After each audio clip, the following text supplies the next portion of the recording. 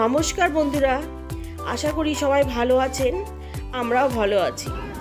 আজকে আমি আপনাদের সঙ্গে কোনো রান্নার ভিডিও শেয়ার করছি না। আমরা গিয়েছিলাম 11ই জুলাই পুরীতে।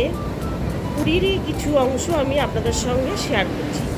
পুরীতে কী কী করলাম, কোথায় কোথায় গেলাম, সেটাই শেয়ার করছি পার্ট 1 আর পার্ট 2তে। আজকে শেয়ার করছি পার্ট 1-এর ভিডিও। দেখুন, আমরা ট্রেনে উঠে পড়েছি। আমাদের ট্রেন ছিল শিয়ালদা থেকে রাত্রির 8টায়, আর ট্রেন ছিল দুরন্ত এক্সপ্রেস। আমরা সেই টাইমে গিয়ে ট্রেনে উঠে পড়েছি। আর আমরা যাচ্ছিলাম, মা, আমার হাজব্যান্ড, আমার দিদি। আমাদেরকে ছাড়তে এসেছিল আমার মেয়ে ও জামাই। আমাদের ট্রেন ছেড়ে দিয়েছে। আমরা ভোর 4:30 নাগাদ পুরীতে গিয়ে পৌঁছালাম। পুরীতে পৌঁছে একটু রেস্ট নিয়ে বেরিয়ে পড়লাম সমুদ্রের পাশে, সকালবেলা একটু হাঁটাহাঁটি করতে। গিয়ে দেখতে পেলাম সব জেলেরা এসে মাছ ধরে মাছ বিক্রি করছে। অনেক রকমের মাছ, সব রকমের মাছ আমি নাম জানি না, সেই জন্য আপনাদের সামনে আমি বলতেও পারলাম না। একটু ঘোরাঘুরি করে নিয়ে হোটেলে রেস্ট নিয়ে কিছুক্ষণ বাদে চলে আসলাম আবার সমুদ্র সৈকতে। সমুদ্রে এসেছি, একটু তো স্নান করতেই হবে, সেই জন্য চলে আসলাম একটু বেলায় সমুদ্রে স্নান করতে। পুরীতে আসা কিন্তু আমার এই প্রথম নয়। এই নিয়ে আমি 6বার পুরীতে আসলাম। আমরা সবাই 6বার পুরীতে আসলাম। আর পুরীতে আসতে কিন্তু খুবই ভালো লাগে। আমি অনেক জায়গায় ঘুরেছি, কিন্তু যত জায়গায় ঘুরি না কেন পুরীতে আসতে আমার খুবই ভালো লাগে। স্নান টান সেরে পরের দিন আমরা সকাল সকাল স্নান করে রেডি হয়ে নিলাম পুজো দেওয়ার জন্য। দেখুন, আমার মা, দিদি, হাজব্যান্ড সবাই রেডি হয়ে গেছে। আমরা এবার যাব পুজো দেওয়ার জন্য। আমাদের আগে থেকেই পুজো দেওয়ার জন্য পান্ডা ঠিক করা ছিল। সে যে টাইম দিয়েছে সেই টাইমে আমরা চলে যাব পুজো দেওয়ার জন্য। আমরা সেই মতো হোটেল থেকে বেরিয়ে একটা অটো ঠিক করে চলে গেলাম পুজো দেওয়ার জন্য। এত বছর বাদে পুরীতে গেলাম। পুরীর কিন্তু অনেক কিছুই চেঞ্জ হয়ে গেছে। প্রায় আমি গেলাম পুরী প্রায় 3-4 বছর পর। দেখুন, আমরা মন্দিরের কাছাকাছি পৌঁছে গেছি। পৌঁছে গিয়ে এবার চলে যাব পুজো দেওয়ার জন্য। তার আগে আমাদের মোবাইল, জুতো সব জমা রাখতে হবে।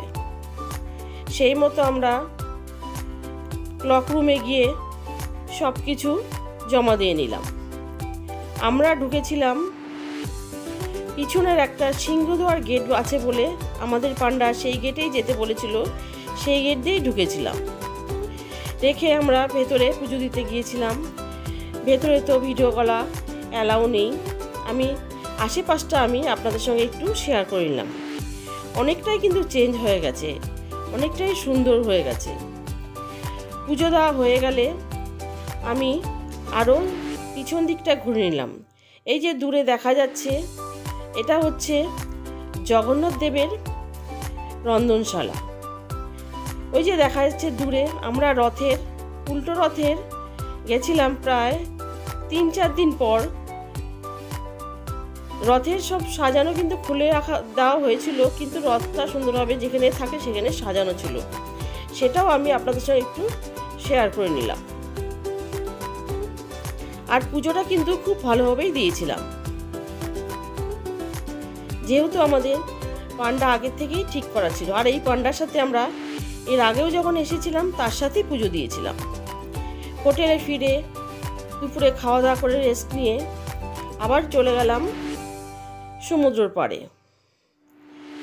সমুদ্রের পাড়ে গিয়ে আমি আপনাদের সঙ্গে সমুদ্রের যে বিচ মার্কেট আর যে স্বর্গদ্বার মার্কেট সেটা শেয়ার করছি। পুরীতে আসলে তো কিছু কেনাকাটা করতেই হয়, সেই জন্য আমরাও কিছু কেনাকাটা করার জন্য চলে আসলাম মার্কেটে। তবে পুরীতে কিছু কেনাকাটা করতে গেলে মার্কেটে, বিশেষ করে যে কোনো মার্কেটেই হোক না কেন, একটু দাম দর করেই কিনতে হবে। এক এক দোকানে এক এক রকম দাম।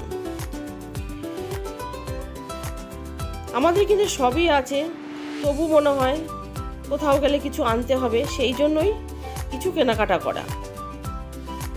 আমরাও কিছু ঘুরে ঘুরে কেনাকাটা করে নিলাম।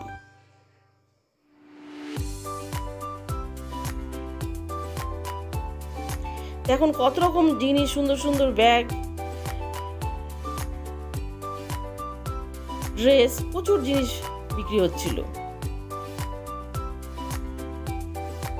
বাচ্চাদের খেলনা,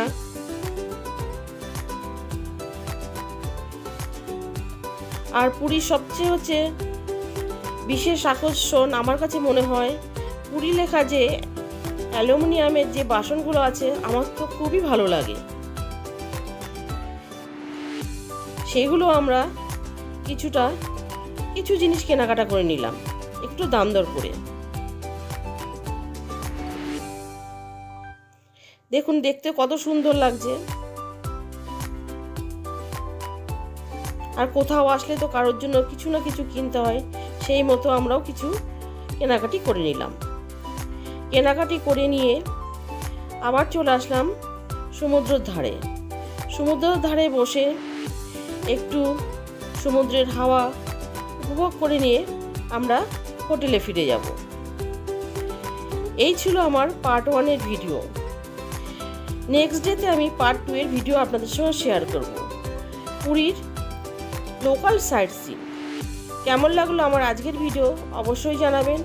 ভালো লাগলে লাইক করবেন, আর আমার চ্যানেলটিকে সাবস্ক্রাইব করে আমার পাশে থাকবেন। সুস্থ থাকবেন, ভালো থাকবেন। ধন্যবাদ।